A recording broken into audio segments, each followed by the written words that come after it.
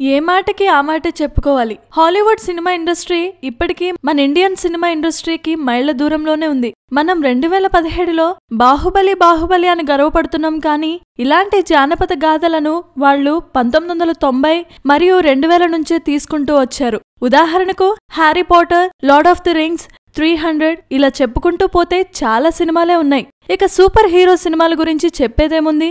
Computer graphics వాడుతూ భారీ action సినిమాలు తీయాలంటే హాలీవుడ్ తర్వాతే ఎవరైనా. 300 ఈ సినిమా చూసిన తర్వాతే మన జక్కన్న దాన్ని ఇన్స్పిరేషన్ గా తీసుకుని మగధీర తీశారు. దానికి దీనికి కథ విషయంలో సంబంధం లేకపోయినా యాక్షన్ ఎపిసోడ్లు మొత్తం కాపీ కొట్టేశారు. బాహుబలి కథ కూడా హాలీవుడ్ లో లేనిదే.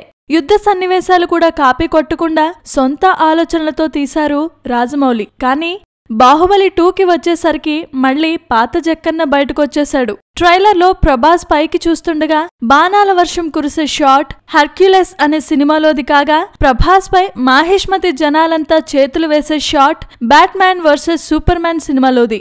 ఇక బాహుబలి అంటే ఒక అంతర్జాతీయ ప్రాజెక్ట్ లాంటిది. హాలీవుడ్ ఆడియన్స్ సైతం దీనిపై ఓ కన్నేస్తారు. మరి ఇదంతా తెలిసిన రాజమౌళి ఈ తప్పులెందుకు చేసినట్టో